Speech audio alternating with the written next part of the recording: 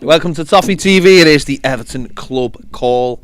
Your opportunity to get in touch. Leave us a message. Well, don't leave us a message. I mean, you will be talking to us live via the link on Patreon. So if you're a patron, get in touch. We want to hear the positivity tonight. We want to hear the positivity going into tomorrow night's game. We've heard all the negative stuff. That was just from us.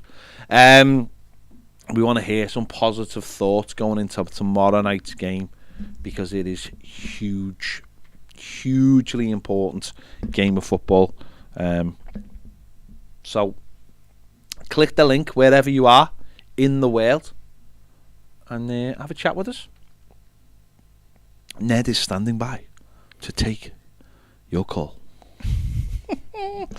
If you're not on Patreon, you know, feels like this the thing, the peaceful hour. Yeah, remember that? The peaceful hour on City. It's the peaceful hour. Do you remember it? I know the peaceful hour. Just don't remember that jingle. Radio City. It was when I was about 12. Yeah, I wasn't born. I mean, you literally were, but there you go. But I was very young. Yeah. So so get in touch. We want you to give us a call. Who are you going to call? Us. Apparently so. Who are at R5? Who are you going to call? There's no one else to call. There's only us. So if you're not on Patreon, there is a link in the description. There's also a QR code which you will see appearing on the screen. Of course, which you just scan. Of course, if you're on your phone or anything, then click the link in the description if you want to join us over on Patreon, and you can get involved in the phone in. Any nerves for tomorrow? You know what? I do feel a little bit like, whether it's nerves, but just a little bit sick at the thought of the game. Like, just like, you know, is it the... it could be nerves, but it's just that thing of like, here we go again. It's like another big game. And I guess we haven't, you know, it's a sad indictment really of Everton in one respect, but, and it's a different pressure of course, but just, it's a big game. Yeah. And we haven't played many big games in the last few years. But this one's a big game with a difference. Obviously, we've had semi-finals, we've been to Wembley, but that's like a nervous excitement. Yeah. That's like what can happen. This is the fear of what can happen, isn't it? Yeah. And I think with Everton, with the position we're in at the moment, everybody is well aware that it's got to be the 3 points. You know, had we won on Sunday, it'd be a little bit calmer, although I still think people would be thinking we win this one and all that. So it's going to be, it's going to be a difficult one. I'm sure the fans will turn, you know, will be noisy and get behind them. And the players owe the fans a performance. The whole club owes the fans a performance, really. The whole club has been underperforming this season. And tomorrow's the day that, you know, it needs to start to correct it, because we are running out of games. We sat here a while ago and there was 18 games to go, and then we beat Leeds and it was like, right, we can move on now. And it's not really happened for one reason or another. Yeah. Since then, we've lost the last 2 home games 1-0. Yeah. Should we have lost the last 2? Probably not overall in terms of chances and everything. But we can't really complain too much about that. Performance wasn't good enough second half on Sunday. Wolves were comfortable once they scored. We were unlucky against City, but so what? Yeah. And what? Doesn't really mean anything. You've got to start putting points on the board. And if Everton, we basically, as far as I'm concerned, we have to do to Newcastle what they did to us when we went up there. When we went up there, we felt a little bit under pressure, but I've seen a lot of people like Newcastle are going and Everton will be all right. Everton are fine. They're in. Yeah. And they needed the points. They were desperate that night, and they fought, scrapped. The fans were excellent for them, and they got the result. Yeah. Well, and the boots on the other foot tomorrow. They showed character, didn't they? They didn't get dragged down by the occasion. They rose to the occasion, as did the fans. And that's that game. And I know we did it in the Leeds game, but that game, that Newcastle game, was, I think, an eye opener for a lot of people. Not just Everton fans, but and I'm not even saying like the power of the fans, because fans have always obviously had power, but it shows you when people are on the same page, you can achieve your goals. Fans get the atmosphere going. Players, they thrive off it. They add to it, because when you see a player running around like a lunatic doing his part, it keeps that going. Because of course, in games of football, you can have a lull, and fans sometimes need a rest as well, because it's tiring, and stuff.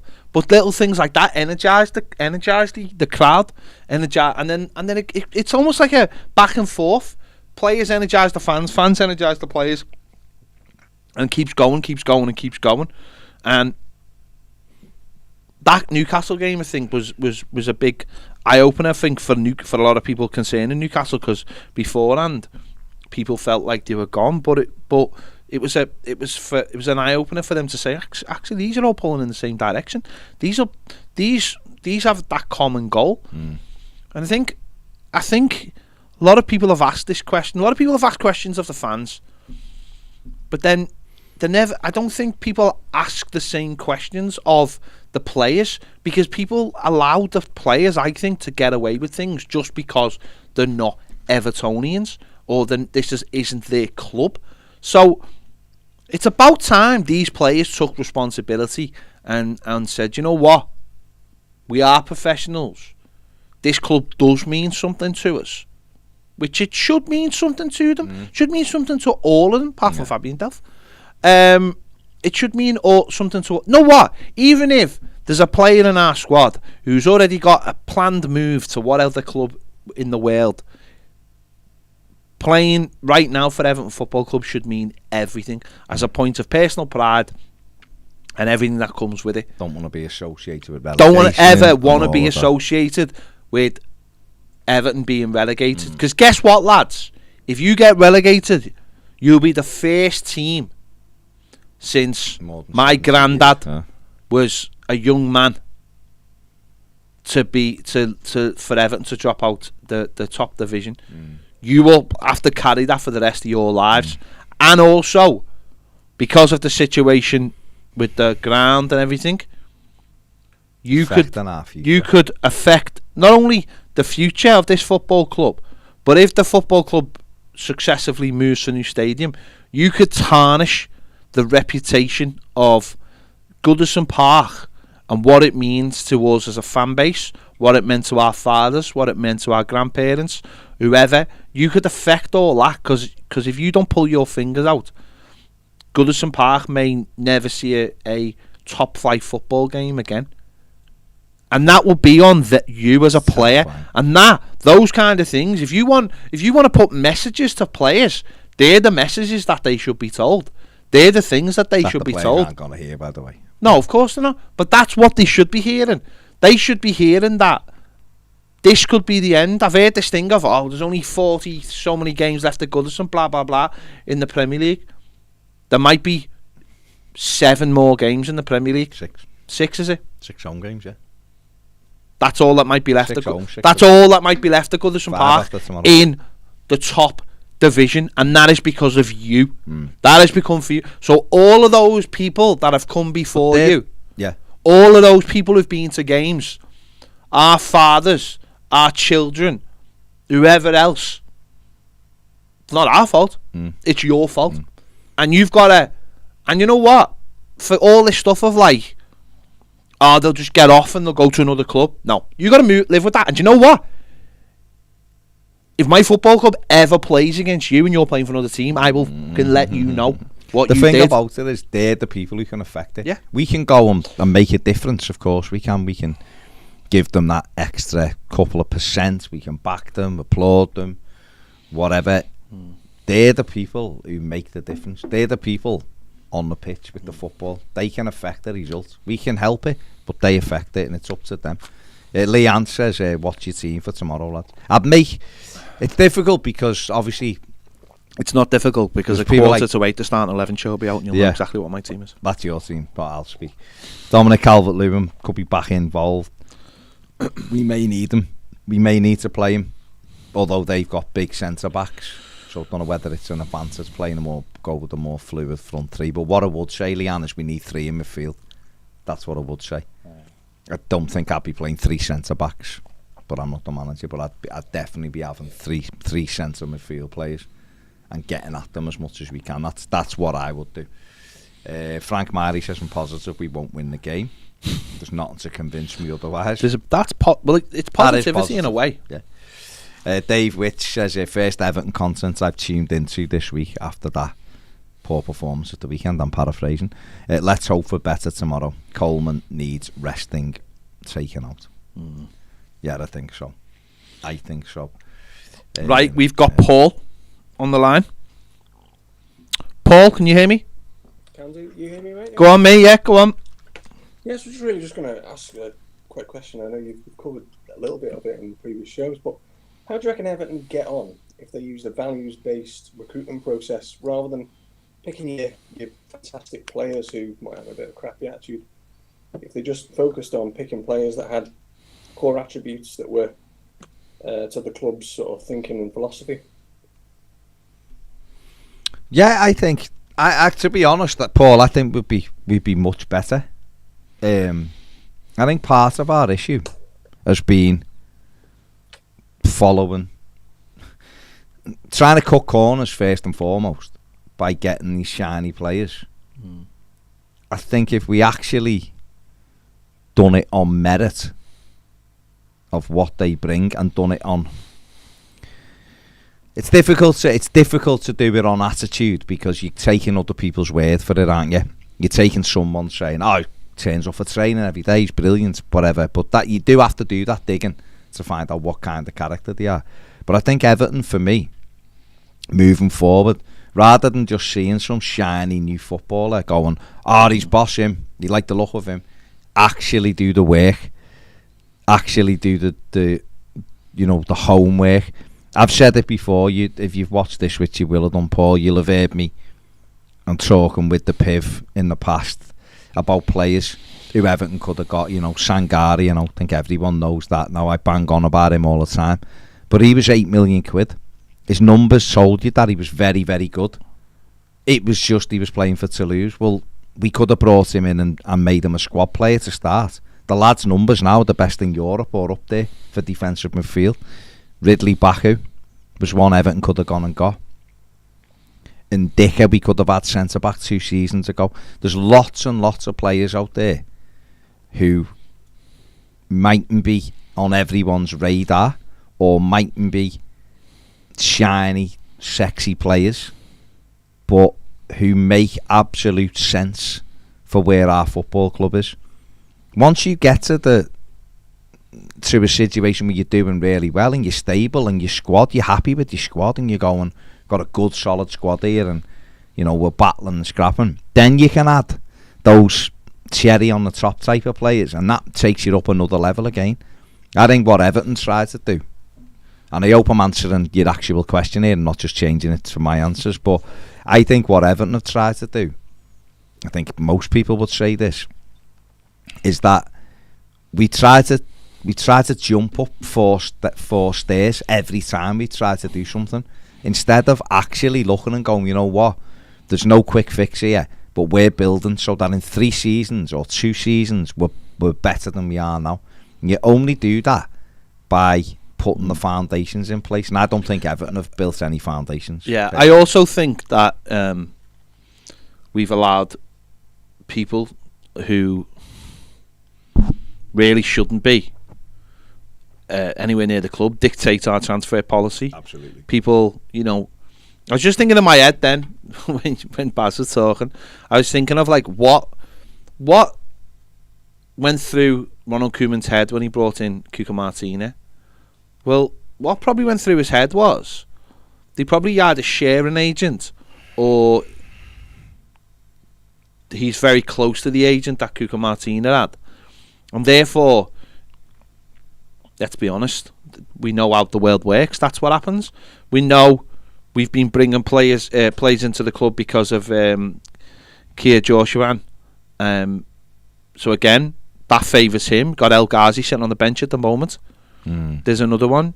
You've got players who were brought in without there actually being a plan, and that has to stop. We have to go forward. We've obviously got Kevin Thelwyn in now, and he has a no dickheads policy apparently. Well, that's good, because that's the same policy that David Moyes had. And you pick and choose. You can still pick and choose, even if look at someone like Craig Bellamy. Craig Bellamy was very close to signing for Everton, and then David Moyes spoke to him, and it was like, "Nah, you're all right. You know what? You're just a knobhead. You're going to cause trouble." As much as you might be a good player, it's doing that thing of going, ultimately this is going to end badly. And I think there's some signings where you go, you know what, you can already see the writing on the wall when you bring them in of what's going to happen.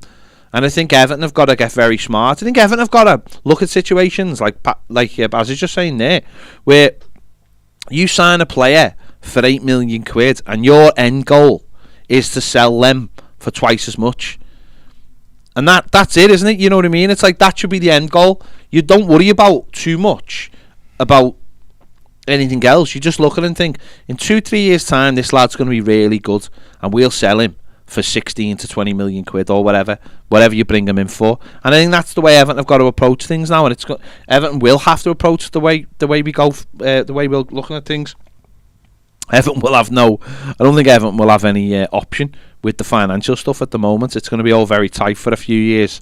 And Everton have got to get every single transfer deal right, and that means doing your own work. That means looking at someone and understanding how he fits into the rest of the squad. Whereas I think what we've done in the last 4, 5, 6 years is gone, oh, I like him, get him. I like him, get him. A lot of the time they've been other people's rejects. Schneiderlin, Iwobi, even you could look at Dele Alli at the moment, and you can make call on that one as well. But we've got to start buying players that fit into a plan. The plan's got to be there in the first place, and then we'll know if they fit, and then we'll go from there, and hopefully we bring in good players. Do you think the desperation of the fans is what's driving the people at the top to go out and try and get these big name signings rather than the ones that are going under the radar? Do you think we as fans may have to take some of the blame for those decisions? Do you know what, first, Paul? Do you know what? I think you might have a point at first.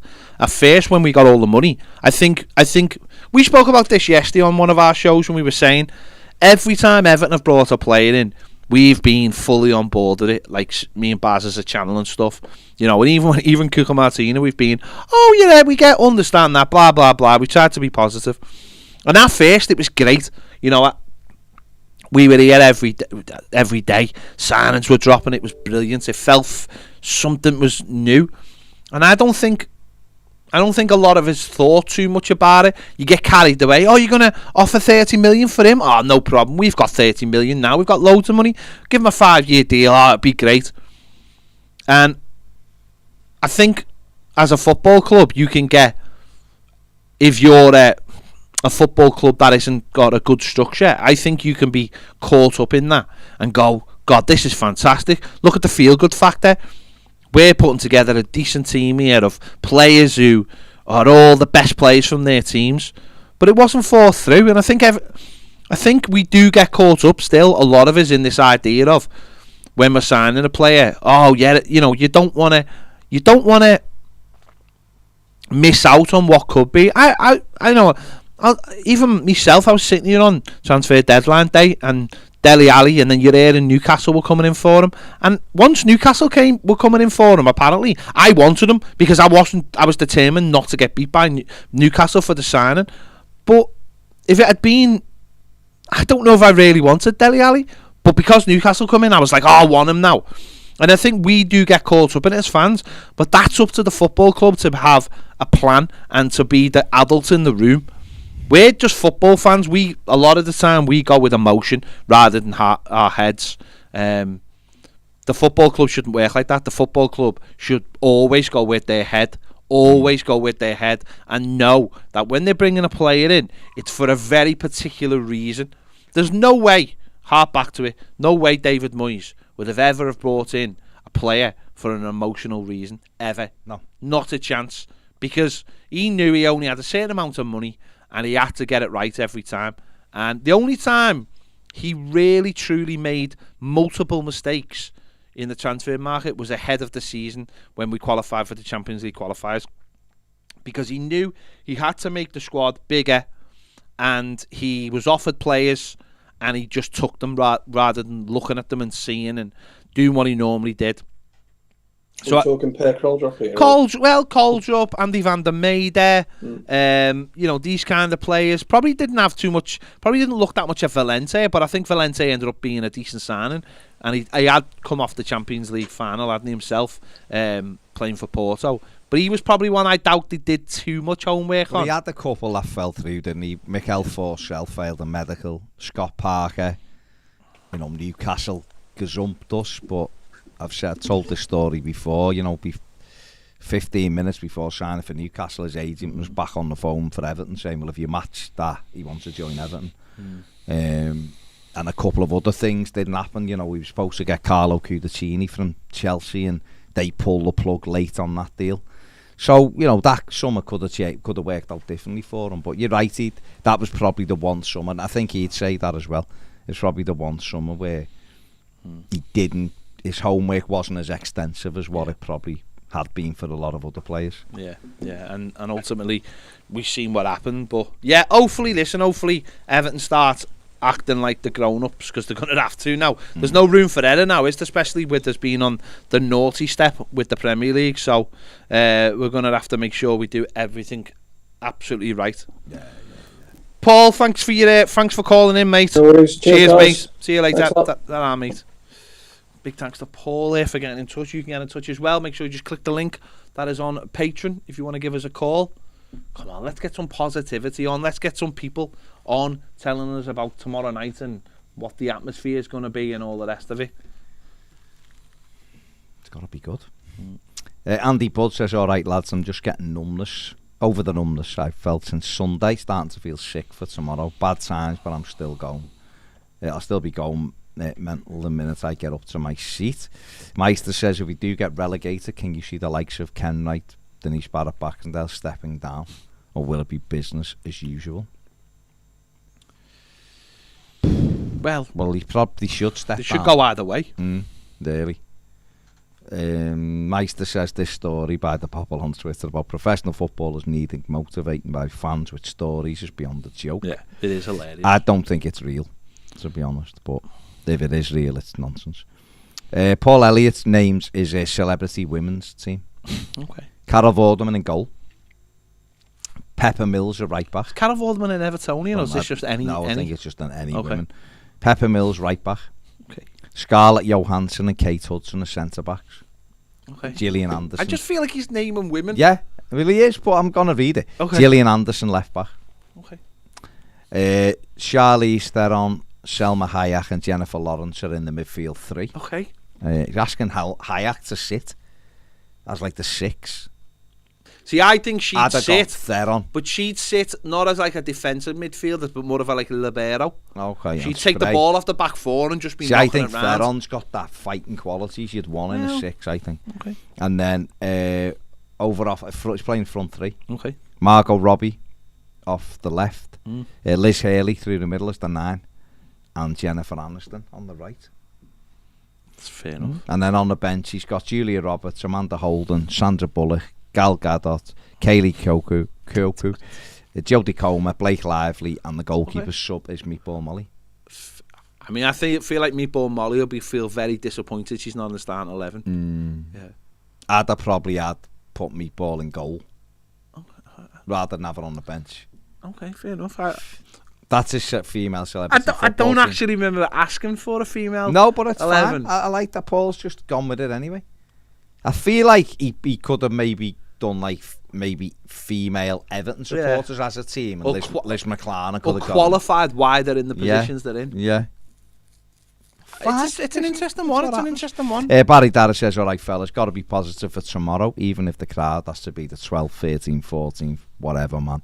Get behind them, because when all's said and done, we will still be there when the players have moved on. Because either way, this team needs ripping up and starting again in the Premier League, or dare I say, the Championship. On another note, nice one for getting involved with my under-10s footy team. Really appreciate it. No props. Baz, Bobby, no, there won't be a live at 5 on Thursday because of the match. And Ruben de Sousa, best left-footed right winger in the country, says, cannot let these score. Park the bus and ping them to Gordon, Richarlison and Gray. Right, we've got Degsy on the line. Degsy, come on, mate, cheer us up. Come on, you Blues! There you go. It's right, Degs. I'll be at it for 90 minutes, and I never stop. I'm always the same. I have a go at people that won't be at it for 90 minutes. I do my best. I walked out the other day. Yeah, I was disappointed. But the next day I woke up and I thought, you know what? It's going to be all right. We'll be all right. We'll do it. But anyway, let's dream on. Got to be in midfield 3, hasn't it? Yeah. Got to be. If Alan is fit and he's ready, then we've got to, you know, football games are won in midfield. Yeah, they are. You know, you can have great defenders, you can have great attackers, but if you can't get the ball and keep hold of it and make the ball go in the right direction, then you lose the football match. So it's down to those 3 in midfield, isn't it? Basically. If Dom's fit, I think we've got to play him. Do you? I honestly do. I understood what they were trying to do, the over-the-ball, sort of over-the-top ball the other day. And at the beginning of the game, Richarlison was on it. But once the other team sussed it, they just cancelled the whole thing out, didn't they? And we never got back in after about the first 15 minutes. And we never looked like creating a chance because they just nullified the whole thing. I also think I do like this. Did they call it Moneyball? Yeah. Don't they? It's been working in America for some time now, hasn't it? Where they actually... they really get down to each player and not if he looks good or he's the right size. He basically, can he kick the ball straight? Does the ball go where it's supposed to go? Do you know what I mean? Can they technically play football? Yeah. You know, that's the way a game should be picked. Let's face it, some of the great Everton teams have been some of the ugliest footballers we've ever had. It's true, isn't it? Do you know what I mean? We've had some grotesque football teams, and you wouldn't have brought a calendar out some of those years, but we won the league. Well, I mean, ultimately, Degs, it comes down to hard facts, doesn't it? Hard stats, and it's not the stats that are like, things like that. Maybe does he drive the right colour Lamborghini? Yeah, well, they've all got the same one. Funny enough, maybe that's why Al Don thought he was going to get away with it. I'd like to know somebody driving a Lamborghini. How does he get caught by a police car? I probably have just a big camera, but no, they use like good, like proper stats. They don't use like the kind of stats that get shown on TV, like assists, and assists don't mean it. Like if you speak to like people like Andy who work in football, things like stats, assists, people laugh at assists. That's not a real stat because that means that someone has to convert the cross that you put in. Right. It's not. That's not real. You know, they look at all kinds of the real in-depth stats, and that's where football is starting to move on, and that's why clever teams are picking up players for next to nothing because they're really looking at the in-depth numbers in them. You know, people like Andre Gomez would never get moves to anywhere decent because of the way they look or a few video highlights on YouTube and all that nonsense. People have got his stats. You've got access to his stats now, and he would never get a move to anywhere. Whereas like the likes of Lille and we've seen Brighton do it here, and And they're using to be fair, Liverpool are probably the best ones. They're the number ones at the moment. But they use the real. They're run by an American. Well, that's it, and they're run by people. Yeah. And you're talking about real in-depth numbers of how things should be done, and we just haven't done that for years. We've overspent on players who sort of look good on the eye, and they're not good enough. No, I know where you're coming. They're not. I don't think. I've got to be honest. I can't see any one of our first, what I would call our first 11 now, getting anywhere near the 1980s teams. No. And these days they're athletes. They don't go out drinking like they did then. These guys they're supposed to be athletes now, aren't they? Do you know what I mean? Yeah. They're being timed at 100 meters below 10 seconds. Some of them. Do you know what I mean? And it's ridiculous. And then you see them wandering around the pitch. That's the other side of it, though, isn't it? The fitness levels now are so high of some players that you can bring in players who are, let's be honest, they're not the most amazing footballers in the world, but they're so fit and they're so agile and can get around the pitch, and they're big, and we don't have too many of them either. You know, Ben Godfrey's probably one of our only ones. But some teams in the Premier League have like 4, 5, 6 of those kind of players. And technically, they might not be as good as some of our players, like a Wobie, let's say, who everyone says, he's great in training. But the lad can't get round the football pitch. He can't get round the football pitch. He simply can't. And we've got too many of those kind of... Alan can't really get round the football pitch too much. Danny van der Beek isn't like a real athlete. You're looking at Delhi in the last few weeks. He's been struggling with that side of things. And I don't think we have too many athletes, and that's where other teams have managed to get away from the bottom of the table by just having good, fit, solid players. And it's something that we really, really need to bring in when we can. I do believe it. I think we've got one at centre half, and I think it's Branthwaite, and I think he should be playing. I know he's a young lad, and he could make mistakes, but that lad, he throws himself in front of the ball. He's got pace. He can kick a ball straight, and I think him and Godfrey, they're the future. So you've got to go for it. I think the only thing I worry we can't be bringing Keane back. The only thing I worry about, Dex, Keane back into this team. The only thing I worry about with those two players is their lack of experience. I do think we need to go out and get a proper centre back who will head bags of cement. Yeah. I really do. Even if it's just short term, to let those two sort of learn off someone. It's something that we haven't done. We've seen it at the right back position now. We're stuck between a rock and a hard place. We've got a fella who's over the hill and a kid who's not ready yet. And I think centre backs. We've got players who, for me, the likes of Keane and Holgate are finished. Yerry Mina's not going to play too many more games for this club, I imagine. And then you've got two more lads who are quite young. Ben Godfrey's got all of the modern attributes, but he can't defend. He's not a natural defender in my eyes. Anyway, I don't see, like, if he was a natural defender, he would have beaten Conor Cody to the ball on Sunday if he was a natural defender. So he's got a lot to learn, but you have a fella next to him who gets you through the games, and I just don't think we've got that player at the club. So even if it was just like a short-term deal, I would love to bring someone in. Yeah, I understand that, but we can't, can we?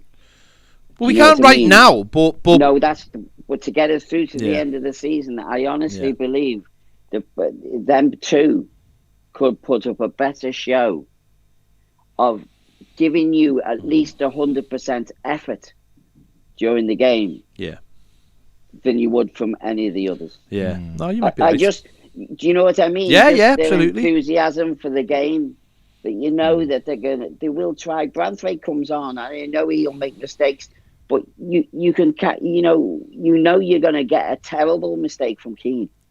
Drastic mistake because his head's not there. No. And I'd rather have a young lad come in, try, give everything he's got on the pitch, and if he makes a mistake, then fair enough.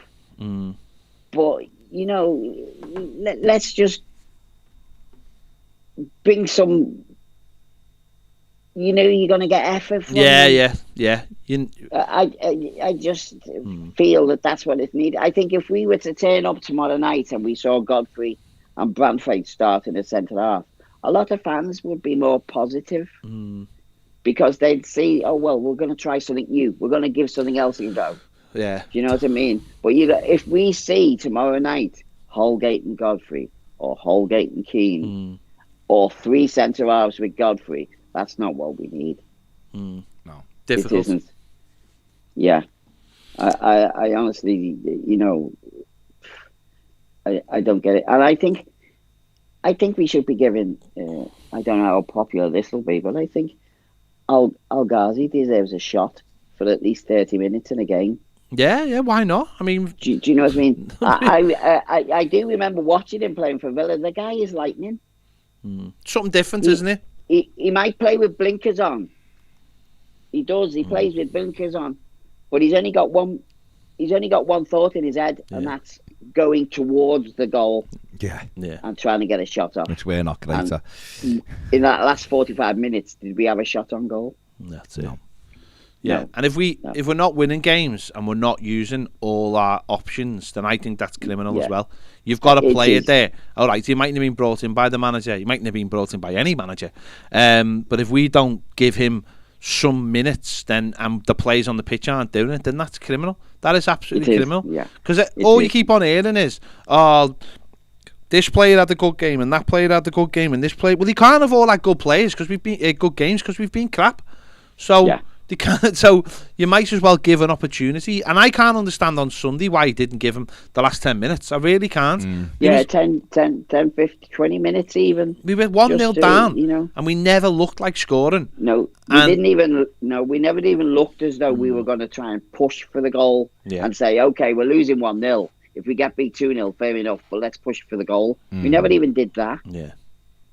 You know, that's, I think, why a lot of people went home disappointed the other day, is that we never looked like we were trying to score a goal. Exactly. We never threw everything at them. No.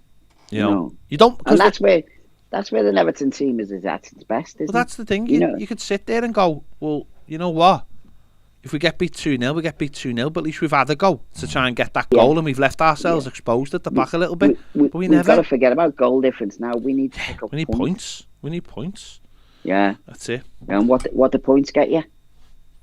Out this fucking mess. Hopefully. Out the mess, yeah. Definitely not prizes. Right, guys. Cheers, Degs. Thanks, mate. Right. Mate. Take care. Anybody listening in the park end, keep an eye on me, because if I don't see you stood up and banging away, I'll be on top of you like a ton of bricks. Tell him, Degs. Tell him, Degs. All right. Take care, mate. See you later. I'll make Danny go and shake him. Do it. Big time. All right. Ta-ra, Degs. Cheers, guys. Ta-ra. There you go. It's okay. Yeah, just looking at You what? Just looking at Okay, fair enough. Paul Butler says, all right, boys. Worried about the match tomorrow. Don't want to sound too negative, but for me, if we don't win tomorrow, then it could be my last ever game at Goodison. Partly because I think if we can't get anything from 2 home games against Wolves and Newcastle, then what hope have we got with the next 5 or 6? And also, I don't think we'd be back in a hurry if we got relegated.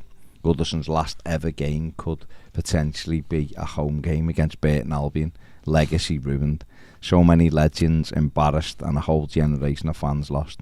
Been a season ticket for most of my life, but I can't bring myself to watch a team with no pride, guts or courage. Keep up the good work, boys. It's like free therapy for most fans.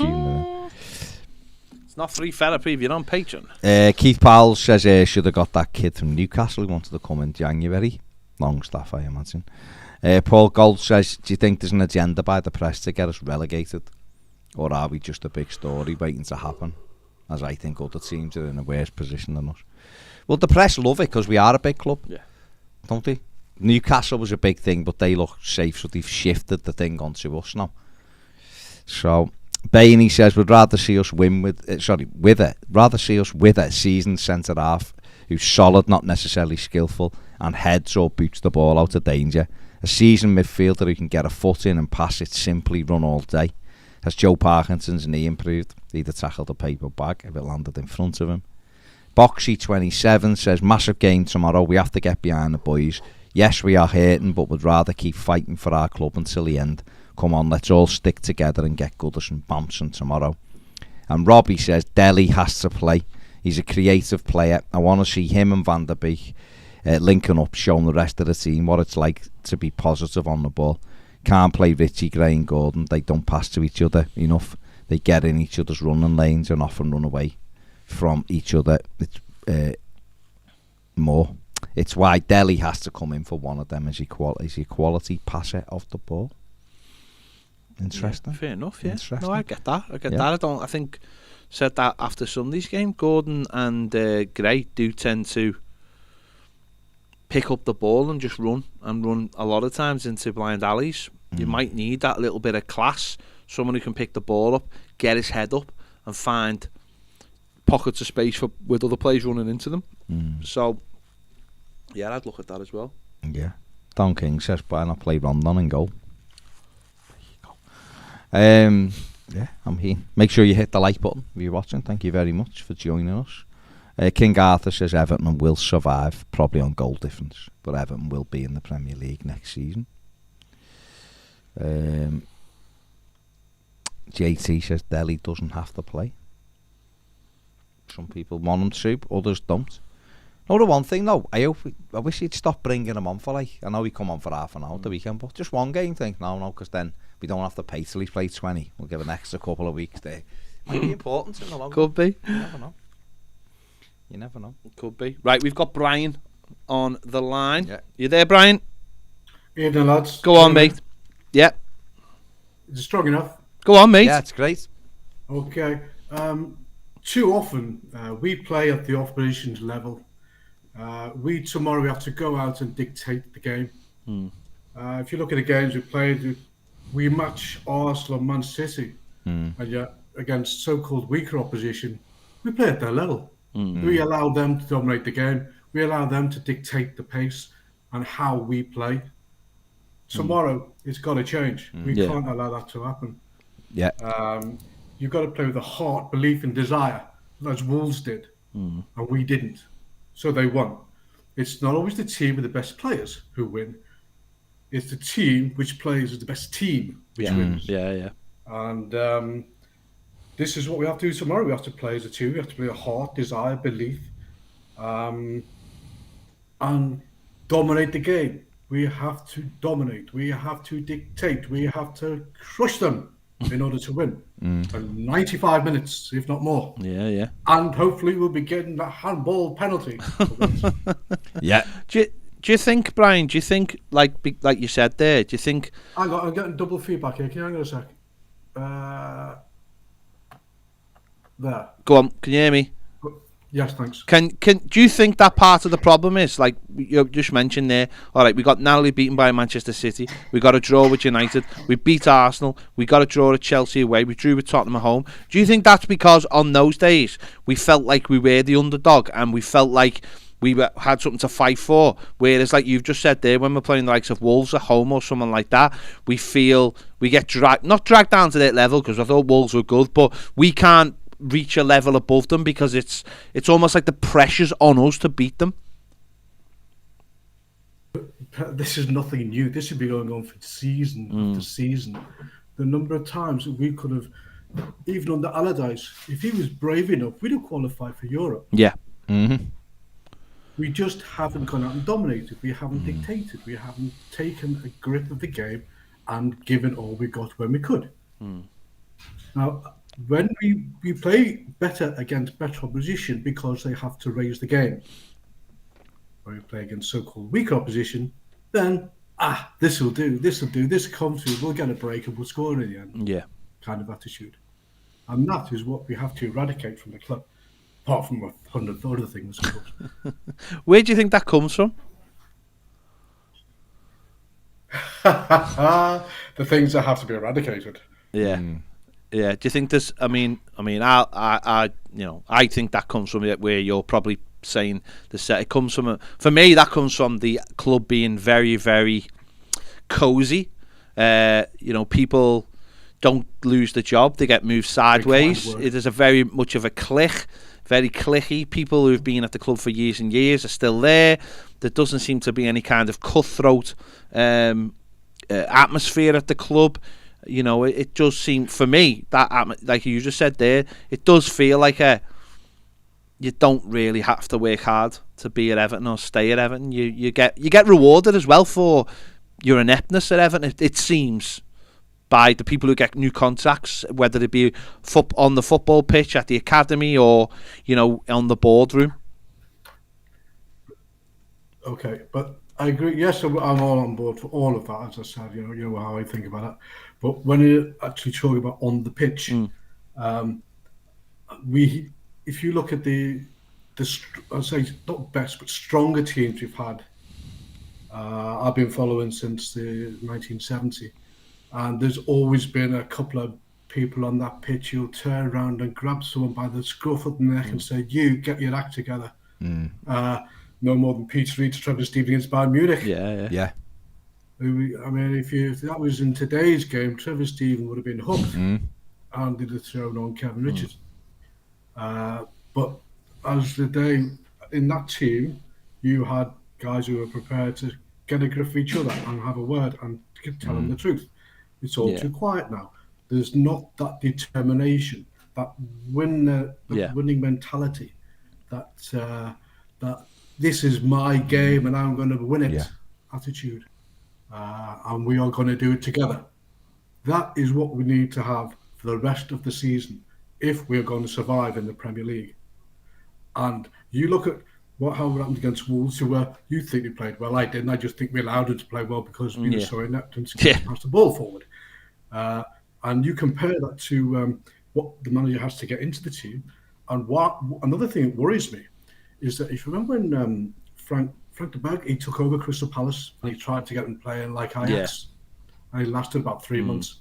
Don't even think he lasted 3 months. The players couldn't do it. Well, players couldn't do it. So he was trying to get them to play in a way they were incapable of. The manager has to find a way of playing which suits the players at his disposal. It might not be the prettiest, it might not be the way he wants to play, but that's the way you have to play in order to get results. And Lampard had to compromise on this seriously. Otherwise, we were going deeper into the manure. But he has to find a way, despite his injuries, despite the sending offs, whatever excuses you want to throw up there. But he has to find a system that suits the players first and foremost, and get them to play it with confidence. Yeah. No, I absolutely agree. I was listening to the press conference before, and he sort of, he did actually say that he'd been trying to do that, but like you mentioned there, we do seem to be very open, don't we? Very one-paced, and we only seem to be able to play one way. I don't know whether Dominic Calvert-Lewin would make a difference in that approach, being able to go long to him. But in the last few games, you just look at the way we play, and if we can't get it forward, we just turn around and pass it backwards, and then that upsets the crowd. That gets the crowd on the players' backs as well, because that's natural. To me, when you're passing the ball backwards, it almost feels like you're retreating from trying to take a team on. It feels like you're surrendering and saying that we haven't got enough to take these on tactically. And I think that, I don't know whether you feel the same way, Brian, but I think other people feel like that. If you have to turn back in a football game, you're almost waving the white flag. Do you remember one thing that annoyed everybody so much about Martinez was that I remember it was against Watford, and Everton was so slow going forward. It was sideways, passing them unnecessarily, and it was boring. People falling asleep. Watford were almost like sitting down, saying, "You're coming yet?" Or not. You got the ball. You've had it for 10 minutes. You're going to try and attack. And this is what we have to obviously remove. The number of times we could have passed it forward against Wolves and didn't was a scandal. I like the team against Wolves. I would not have played Dominic Calvert-Lewin whether he was fit or not. I thought that the way to beat them and their defence with a couple of statues of centre-halves was the more fluid style of play. And so I liked the thought of Richarlison and being surrounded by a couple of runners. Fortunately, it didn't work because he couldn't get past the ball. Yeah. So what we need is, one thing did not happen was once we got the ball forward, we couldn't keep hold of it. Now, that is the one thing Dominic Calvert-Lewin can do. He can, when he takes on his chest or whatever, he keep hold of it, and the runners have to be quicker. They have to be closer to him and quicker to get beside him, so he can actually lay it off before he gets tackled and fouled again.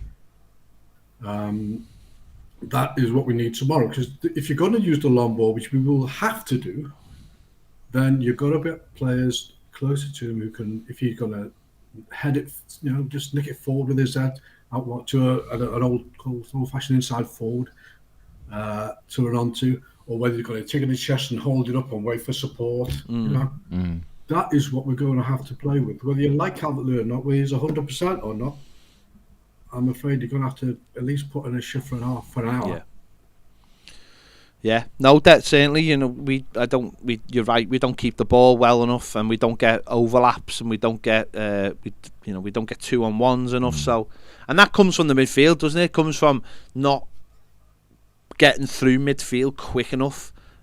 We just seem to get to midfield, stop, and we look very short of ideas when it comes to that midfield area. I wouldn't like to say I'm just counter-attacking, but if you look at the majority of the goals that are scored, you'll find that there's a fast ball to a forward, centre forward, somewhere on the halfway line. He lays it off. There's a runner running onto it. It's down the wing to leg it down the pitch, and there's 3 or 4 players running into the penalty area for a cross to come in, or just a pass into the edge of the penalty area for a shot. That is the most effective way. It's the way you create space to force an opening. It's very simple, basic football skills and tactics which you should be taught as a kid, and yet we are unable to do it. We do not do that, and they're the goals which win matches. Well, let's hope it all changes tomorrow, Brian. Thanks for your call, mate. Cheers, Brian. Thanks, mate. See you later. Take care, mate. Bye. Great call there, Keep up the Brian. good work, boys. Yeah, got to keep the faith, haven't we? We've got to.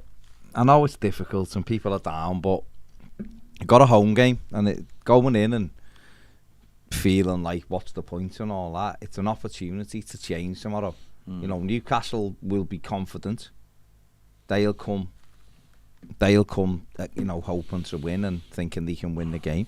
But when we went up to St James's Park thinking we can beat these, not very good, and they were all over us. And we took the lead in that game, and who knows if we'd have just been sensible 5 minutes after we scored the first goal, who knows if we'd have gone on and won the game. We could be in a totally different thing now, but they never let us. They were all over us. We've got to do the same for them. Yeah, they're not an amazing side. He's got them nice and solid. They're all confident. The fans have bought into it, and they've done well to get out of where they are. But we ran the best team in the land very close the other week.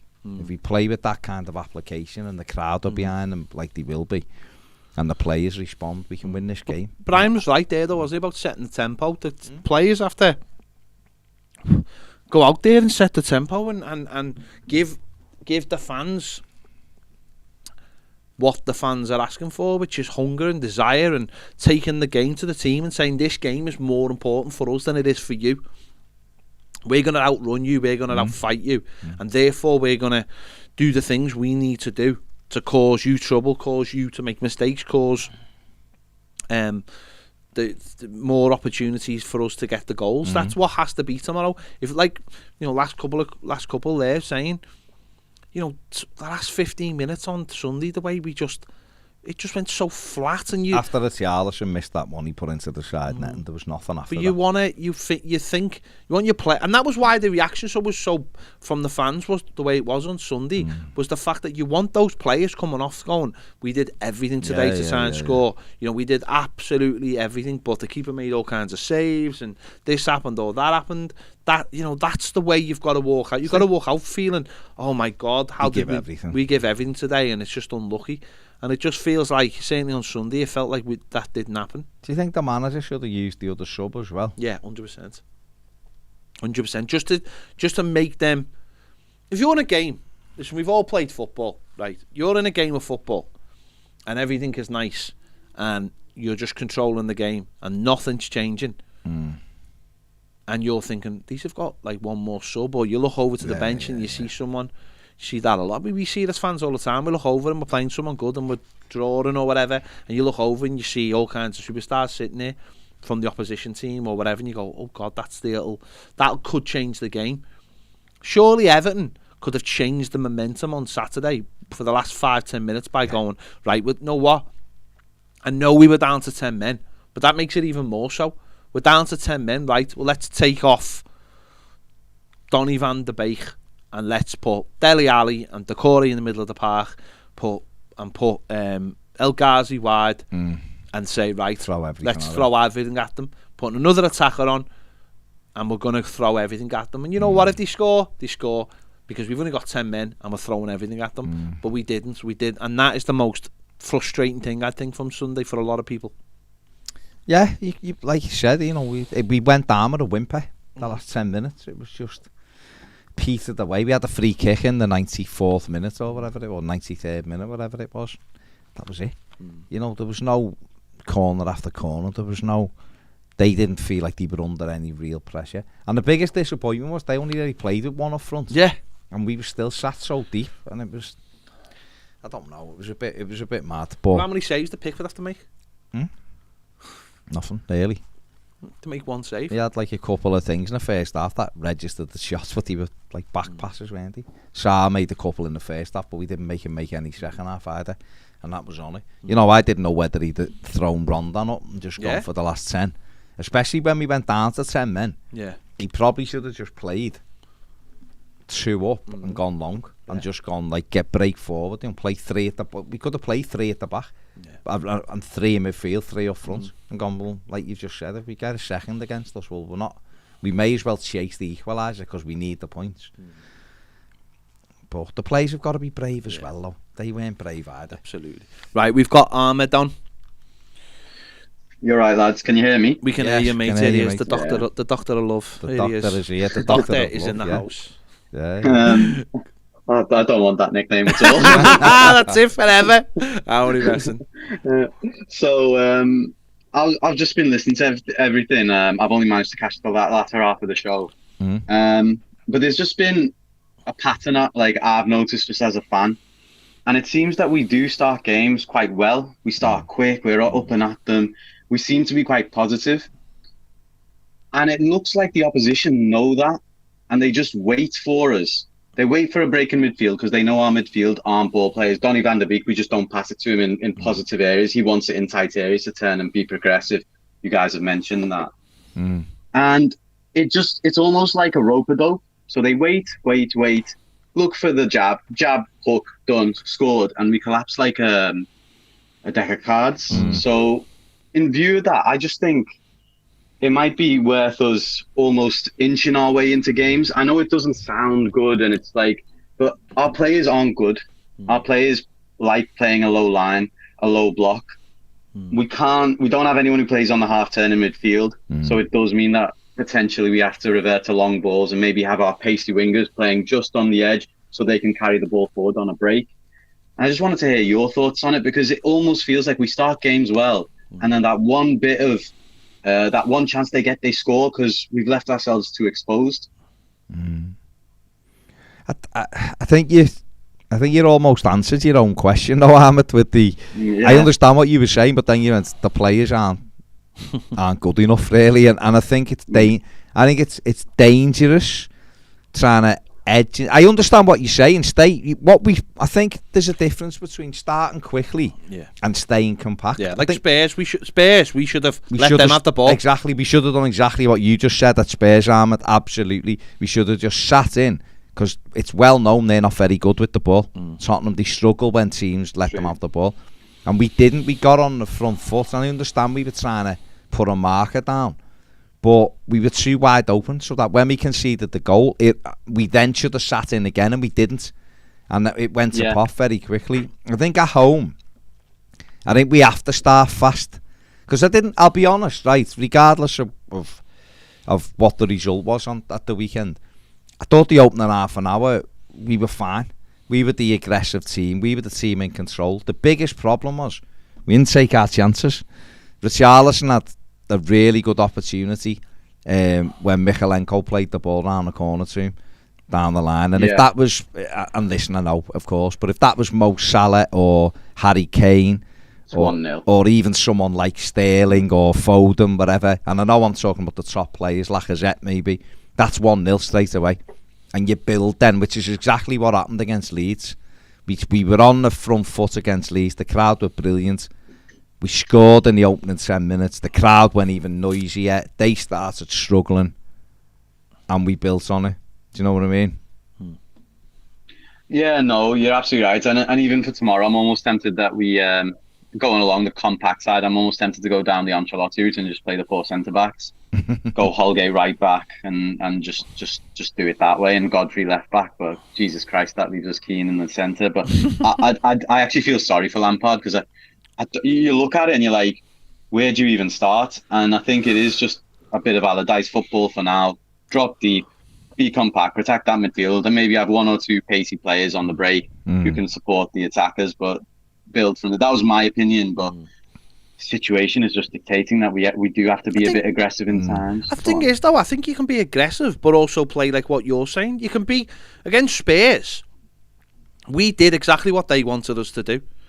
We engaged them, but in a very passive way, and we left ourselves wide open. And then against Wolves, we were they're sort of like a counter-attacking side as well, and we did exactly the same. We were nice and tight, but we weren't aggressive. So I think ultimately it doesn't really matter how you play in terms of how you set up, but you've got to be aggressive, haven't you? You've got to like hit them in the right areas. You've got to like be clever. If their centre backs have got the ball, we don't all have to go and engage their centre backs. If they play like a certain style, if they're a counter attacking team, let their centre backs have the ball. No one challenges our centre backs when our centre backs have the ball, do they? They go, lads, you can have it.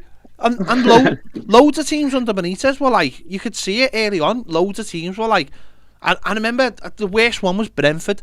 They were absolutely garbage, but you could see them being like, let Everton have the ball. Yeah, they just sat in. They were like, let Everton have the ball and they'll give us it back. Everton will give you it back, no problem. Because you said this yesterday, I think, Baz, you said, we get bored in possession and then we try and do something dead clever and we run out of ideas. I don't even think it's boredom. I think it's more than that. It's patterns of play. City score the same goal every game because they just know. And we don't have it because we've changed so many times, and I think that's what we miss. And I think this is. I don't want to say anything about Lampard because I think he's someone I'm going to back till whenever because we've had too much change. But he's changed the formation so many times. Even in the short period of time, there's been no development of a pattern of play. There's no set way we're going to score a goal. There's no like one way. It's randomness. And in the last month, because we have no patterns of play, we don't score goals. The players don't know. They reach a point in the stage in midfield and they're like, oh, who's going to make the run on the diagonal, or who's going to go in and behind? Are we playing long? And I think that's something that we do just need to play one way. And if it's a basic football for the next 2 months, then it's basic football, but it's a way of playing.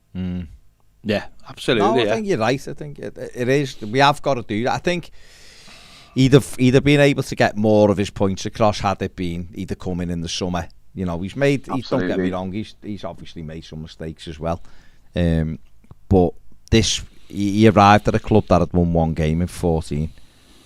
And it's not as if we were winning every week. So I think when you take over a football club, the ideal thing is you want to come in pre-season and you can really get your points and you can work every day and you can iron out stuff in pre-season, lose friendlies, it doesn't really matter. There's no luxury there for them at the moment, and some of these players, like you said, they're not good enough, or they're not performing to their levels either. And we're in the middle of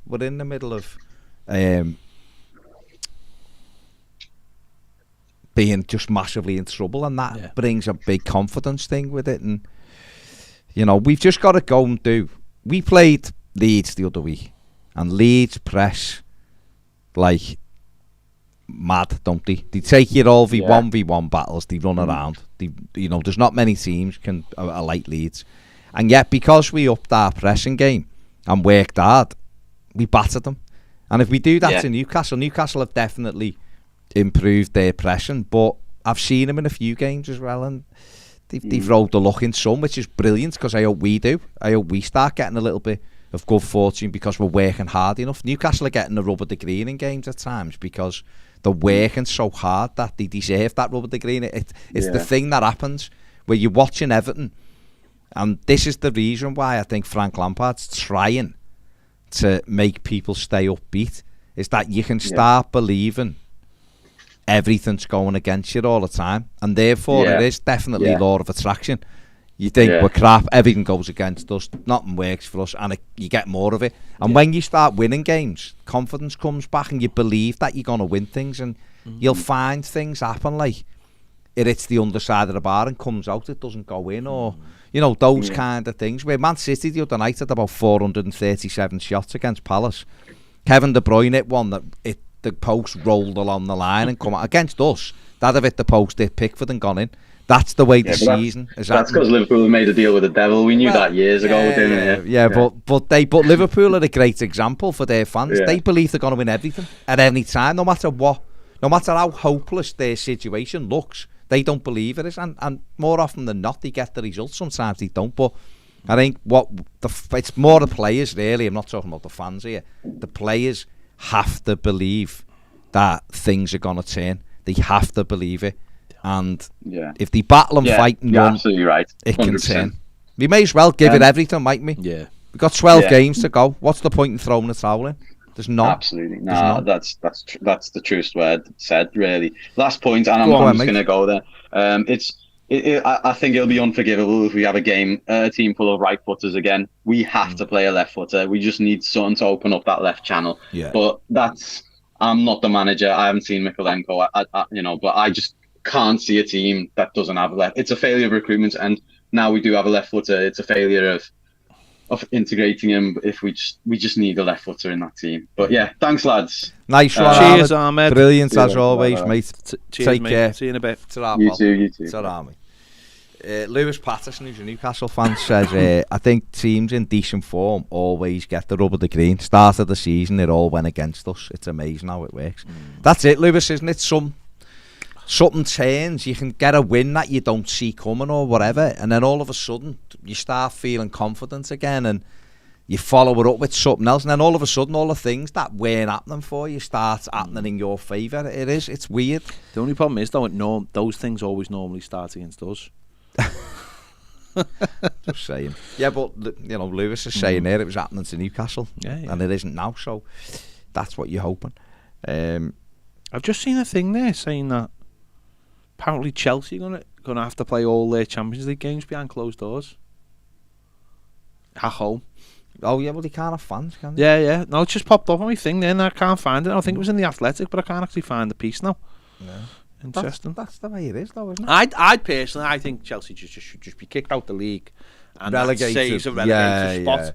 Yeah. Personally, I think that's the fairest thing, really. I think that's the best thing to do. Kick them out. Give us, let us stay up. Yeah. We'll have the Champions League place if they want, but I'm not really that bothered about that. We play it loose. I think it'd be better for everybody. I think so. I think so. I think what you get then is people would say, well, that's the fairest thing to do. And I think they'd really appreciate it. I think they're fans. Because if you're Chelsea and you want to prove you're like one of the best teams, then just get promoted. Just get promoted. That's the way to do it. You want to puff your chest out and say, listen, we are the main men. Yeah. So go and do it. Yeah. I think so. If these owners have got the dough they say, apparently one of the guys who's trying to sign, I won't say it on here, but one of the guys, they've already dug something up about him. The guy who owns the Chicago Cubs. Already? It's racist. Oh, it's racist. Well, they will dig a lot of things up, though, won't they? It's publicly racist, though. Oh, okay. There you go. Right, we've got John on the line, I think. John, are you there? Hello, John. Hello, John. Can you hear me? We can hear you. Go on. You can hear me. Oh, yeah. Go on. Time I've rang, so I'm not sure how it works, to be honest. Go ahead, mate. You talk, we listen. That's good. Go ahead, mate. I went to the game on Sunday. I got a ticket. I go when I can these days, and I got a ticket late Friday night. And I think Pedro alluded to this after the game, that even walking down, people were just sort of talking quietly amongst themselves, and there was an atmosphere before you even went into the ground. And I just think, like, some people obviously will never stop supporting, but some people are just so, like, punch drunk with it all, aren't they? Yeah, definitely. Definitely. You wonder how much more we can say. And when you look at this team, if you wrote this team down last year on paper, I'm talking about the full squad here. Yeah. How can we possibly be as bad with these players as we are? It's just beyond belief. Because if you looked at this squad, say last season, and you thought that looks pretty good, we've got some decent players there. So do you think that in the post-match analysis, when Frank and his 25 coaches sit down, I mean, I'm a big fan of Frank, I have to say.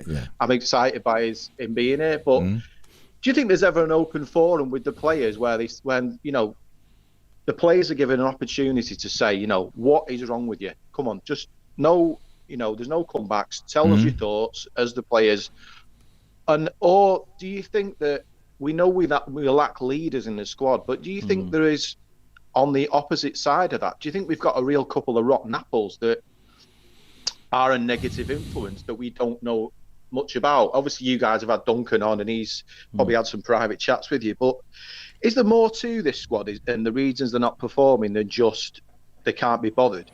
I just wonder if there's, because I just don't understand it. Yeah. Well, I mean, the majority. Fabian Delph is a prick. Like, that's the first one. I don't mind saying that on it. No, I don't mind saying that at all. I'm saying the majority of this squad got 59 points last year and should have got more. Right? This squad, whether you think players are good, bad, indifferent, should have been capable of winning more than 2 football matches from September to now. Yeah, that's like near impossible. It's ridiculous. Yeah, I think that's and that's why we are where we are, because for whatever reason we've won 2 games in 20. Now I've watched, I'm sure you have as well, John, and loads of people watching. We've watched worse Everton sides than this in terms of like having ability as football players. But absolutely, I don't know whether I've watched a team that isn't a team as much as they're this. not a team. And that I can say we had that. Characters, didn't we? Well, exactly, but we could say there was characters in I think we could say it under Benitez, they didn't look like a team. Last year under Carlo at home, they didn't look like a team. I was watching a clip a couple of days ago of we beat Blackburn basically around this time in 1998. Michael Madar scored, and Blackburn had a decent side. And our team was, I think they said something like 11 of the whole squad were like under 23. It was loads of kids. It was like John O'Kane, John Oster. But I think there was like almost that, because there was so many young players, there was like, they haven't had the time to become bad apples. They just probably believe they lacked ability, but they probably believed they can get something. We got a goal from Michael Madar, who was a little bit of a spark around that time, like Kevin Campbell was. I've always said Michael Madar was 1 goal away from, if he scored in the derby, the open goal at he Anfield, would, and we would have gone 2-0 up. He would be revered like Kevin Campbell is. But loads of people are like, who's Michael Madar? Because he missed that chance in the derbies, never. Goal, But there was a youthness about the team, but they were also wearing a very good side. But this team, they also still had Mitchell, Carl Tyler, no, I know, but that's what I'm saying. There was almost like this team, because the likes of Carl Tyler and Mitch Ward were brought in for buttons, there was no expectation on them. On these players, there's expectation on everyone, because everyone's been brought in for a price. They're always bigged up when we sign them. We always almost put them on a big thing. Oh, these are the next big thing. Have we done it this year though? I think Damari Gray was 1.6 million. No, I appreciate that. The goalies were nothing. Rondon was nothing. We get into January, all right, the full-backs. But they're not the ones letting us down. No. And like Patterson hasn't played, so you can't. And then Delhi's not started the game, and he was nothing until he's played them, get 20 games. Yes, Donny van der Beek is a loan. We haven't bought him. It's the, but even players, those players, though, that transfer deadline day or the transfer window, we brought in loads of players, and none of them have really kicked on at all. None of them have set the team on a light. None of them are real. None of them are leaders. No. So even you can go back to the last transfer window and go, Jesus Christ, we made a mess of that transfer window. Because like I said to you the other day, we didn't actually bring in what we need in the short term. That's what Newcastle done. And to answer your question, John, I think we just lack real leadership. I think players like Seamus Coleman can't sort of validate their reasons for being in the team enough to go round on the pitch and start pointing fingers at people. And I think that's another huge problem with this team. It's like, because even when like Dave Watson was 37, while he was in around the team, then he could go round and go, I deserve to be in this team. I do everything for this team. What are you doing? What are you doing? What are you doing? I don't think Seamus Coleman can do that because I don't think he's playing particularly well. Michael Keane certainly doesn't do that, and he's like 29. He's like the second most experienced player at the club. The only one who can actually point fingers, and this is why I think he should be the captain, is Jordan Pickford. I think that it would actually set the tone if the manager just went, all right, say Seamus wasn't playing and you could put the armband on Jordan Pickford and said, not against Newcastle, you're the captain. No, why? Because you're actually our best player and you actually can point fingers at people. And I think that's a huge thing. I think we lack that one person that can walk around the pitch and go, you see when like I've done my job. You see when Roy Keane's on Sky and he talks about Manchester United and he talks about the old days and basically he talks from a point of view is every game I could point my finger at every single player because I know I did my job, and I don't think we've got anyone like that. You see that at most clubs. Seen out Sunday, and I can't pick the lad up enough. I thought Conor Cody, just in his leadership, was magnificent Sunday. Now listen, he's not some £40 million player. I think they got him for buttons from Liverpool, but the character and leadership, that lad can. Before the game, after the game, during the game, can point fingers at every single one of his players and say, come on, you should be doing more. I don't think we've got that player. I don't think we've got those characters. And I think because we've let good leadership go from the club, we are in the mess we are. And the last person I could honestly sort of say I thought could do that was Wayne Rooney when he came back. I think Wayne Rooney, when the odd times he was captain or even when he wasn't captain, he could go round and go, what are you all doing? Here's my medals. We've got no one like that. He was performing. And he was performing. Yeah.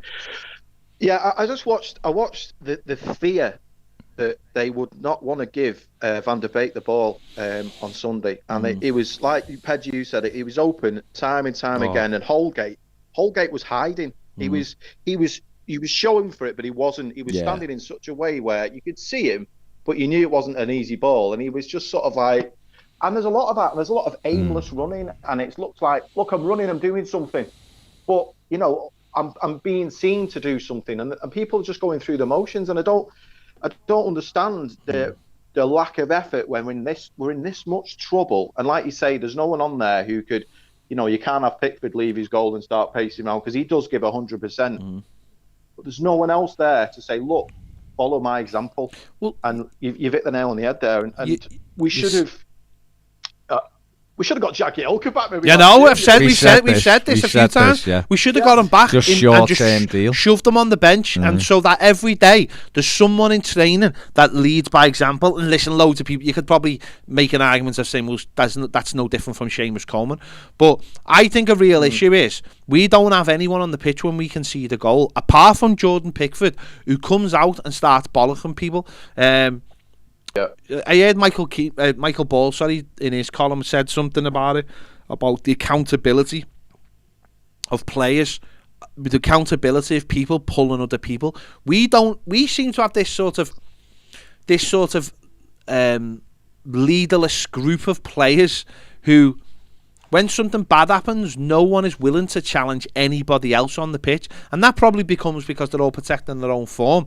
But it happens. It's happened time and time again in the last few years where something bad happens on the pitch and not one player grabs another player and really, really has a go at him. I would love to see a couple of our players having a bit of a ding dong on the pitch. I would love to see it, because then I'll tell you what. Number one, absolutely. Well, I was going to say number one, I could see a couple of players who actually care, but it would prove to me that people are still fighting. And I don't see it too much on the pitch.